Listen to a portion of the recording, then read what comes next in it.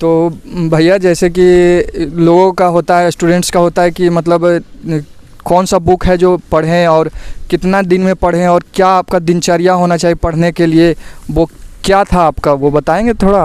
हाँ बिल्कुल। तो हेलो नमस्कार दोस्तों, आज हम लोग आए हैं नालंदा। यहाँ पर एक बिहार के जो लाल हैं वो बिहार के फर्स्ट अटेम्प्ट में ही दरोगा का है जो क्लियर कर लिए हैं।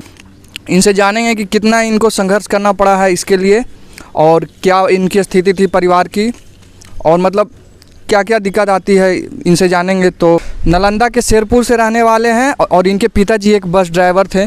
इन्होंने अपने फर्स्ट अटेम्प्ट में है जो बिहार दरोगा एसआई निकाला है।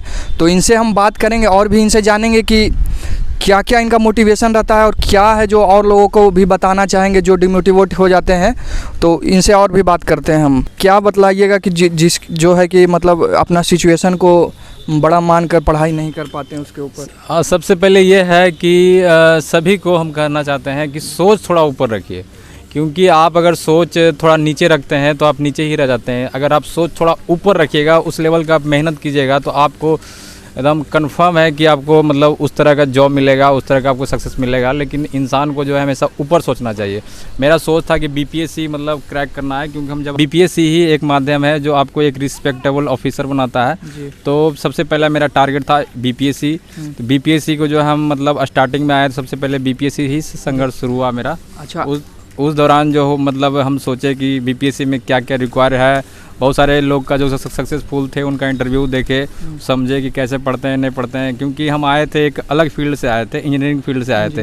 बिल्कुल ये फील्ड मेरे लिए बिल्कुल नया था। वहाँ पे कोई नहीं था कि मतलब यहाँ से पढ़ के आए। तो इस फील्ड को हमको समझने के लिए जो टॉपर होते हैं उसके इंटरव्यू को जाने, उनको समझे जाने, फिर क्या पढ़ना है नहीं पढ़ना है, खुद को एनालिसिस किए, फिर सिलेबस को तैयार किए। धीरे धीरे बढ़ रहे थे। बीच में जो है रास्ते में एसआई का जो होता है फॉर्म आ गया था।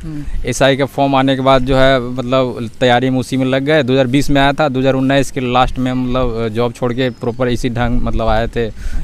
जो मेरा सफ़र है बिहार एसआई का 2020 से प्रॉपर शुरू होता है।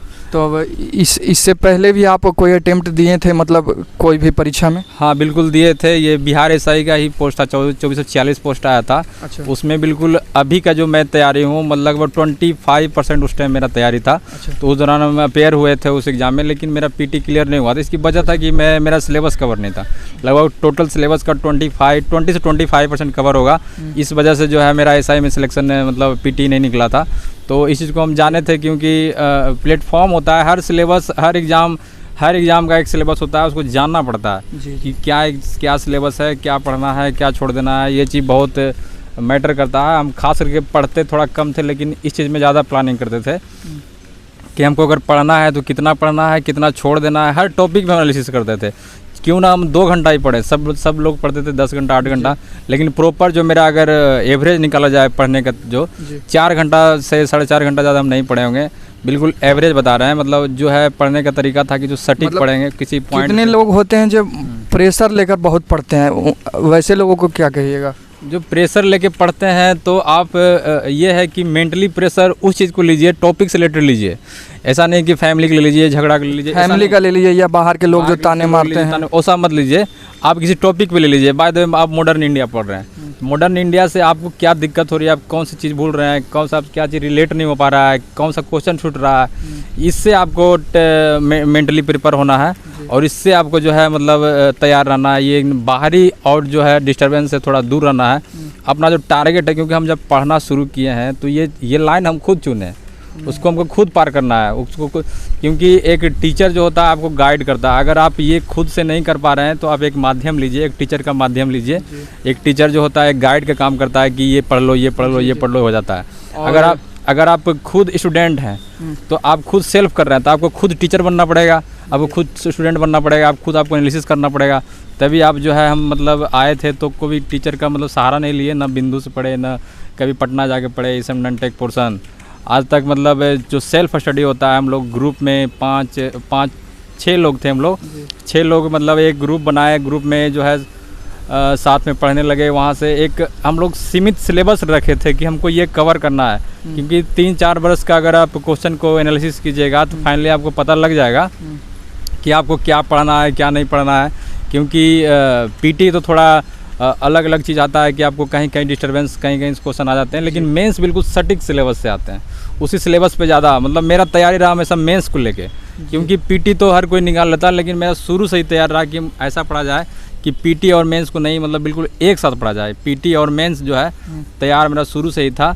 अब पीटी निकला, फिर मेंस में ज़्यादा मुझे परेशानी नहीं हुई, मतलब मैंने उसी को रिवीजन कर लिया और मैंने पढ़ा हुआ को मतलब रिवीजन करते गए।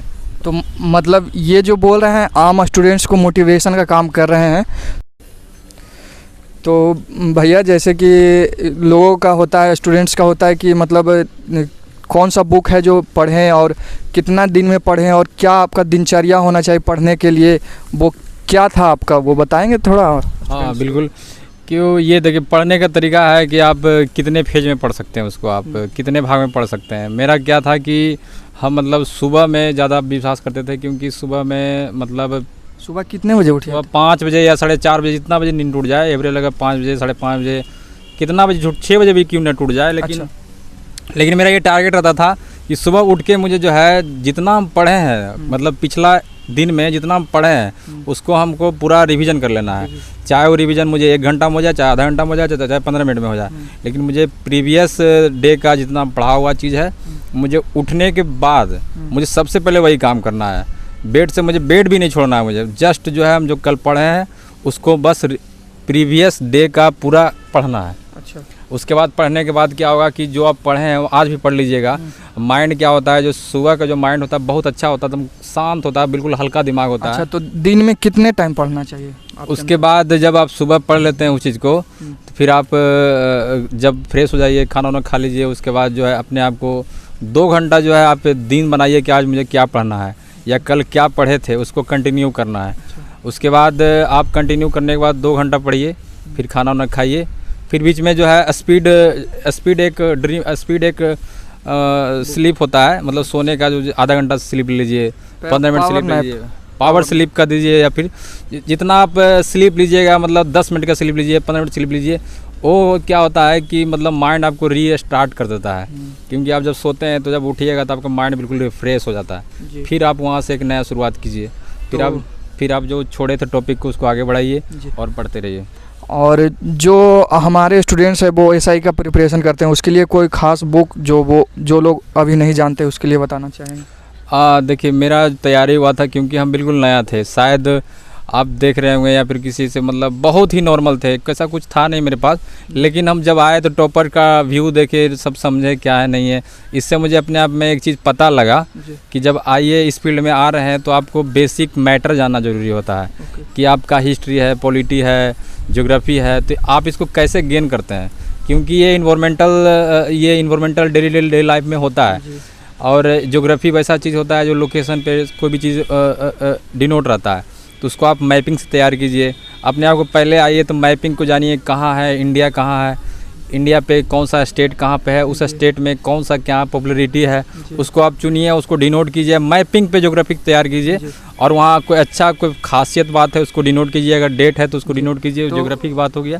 तो इसका मतलब आप कहना चाहते हैं कि बुक है जो उतना मायने नहीं रखता, आपका बेसिक है जो ज़्यादा मायने रखता है? हाँ, तो ये बेसिक जो है आप 2 तरीके से गेन कर सकते हैं, या फिर आप लेक्चर देखिए, किसी टीचर का देखिए, क्योंकि हम इंजीनियरिंग बैकग्राउंड से थे तो मुझे बुक पढ़ना कोई ईजी बात था नहीं, क्योंकि हम टेक्निकल पढ़ के आए थे। तो टेक्निकल पढ़ना हमारे लिए मतलब था कि साल में 12 किताब पढ़ रहे हैं, तो हमारे लिए 1-2 किताब पढ़ना कोई मायने रखता था। तो हम लोग पढ़ने की लत था, तो इस वजह से जो है अपने आप को खुद जो है पढ़ाई में इंटेंशन था मेरा कि हम पढ़ते थे, खुद समझ लेते थे। अगर वैसा स्टूडेंट को दिक्कत होता है कि लोग पढ़ते हैं लेकिन समझ में नहीं आता है, तो उसके लिए कोई प्रॉब्लम नहीं है। आप किसी टीचर, यूट्यूब में क्या है बिल्कुल बहुत सारा फ्री मटेरियल है, जिसको आप पढ़ के समझ के जो है अपने आप को एनालिसिस कीजिए, उसके बाद खुद पढ़िए, टीचर से पढ़िए, उसके बाद खुद रीड कीजिए। जी, मतलब इनका कहना है कि यूट्यूब पर भी अभी ऐसा जो टॉपिक है उपलब्ध है कि आप अपना जो पावर नॉलेज है वो बढ़ा सकते हैं यूट्यूब से ही। बिल्कुल, क्योंकि यूट्यूब से आप यूपीएससी कर सकते हैं, मतलब पीसीएस कर सकते हैं, बहुत सारा मटेरियल पड़ा हुआ है। तो एक बात पूछना भूल गए थे, जो आपका जो रिजल्ट आया उसमें आपका नंबर कितना आया था और उस समय कट ऑफ कितना गया था? मतलब मेरा 100 में से 80 क्वेश्चन सही था, और मेरा जो रैंक है पूरे बिहार एसआई रैंक है 345 रैंक है। और मेरा कम्युनिटी के हिसाब से मेरा कम्युनिटी के हिसाब से मेरा 20 नंबर ज़्यादा है। मेरा कमेटी के हिसाब से हम 20 नंबर ज़्यादा है। आप एवं जनरल सीट से मेरा रिजल्ट हुआ है, क्योंकि मेरा 100 में से 80 क्वेश्चन 160 नंबर आ रहे हैं। तो ये इस पॉइंट का है कि मैंने क्या जनरल के सीट से फाइट किया अपने आप में, ये बहुत ही कॉन्फिडेंस देता है। बहुत बड़ी बात है। जो एसआई के एस्पिरेंट है वो सोच लेते हैं कि मतलब ये हमसे नहीं हो पाएगा, ये प्रॉब्लम हमारे यहाँ आ गया तो हम ऐसे नहीं कर पाएंगे। बहुत सारे मन में है जो मन गढ़ंत है, जो अपने आप कहानी बनाते हैं और अपने आप को पीछे ठेलते हैं। तो इनसे कुछ सीखिए आप लोग, और हम इतना ही कहेंगे कि मन लगाकर पढ़िएगा।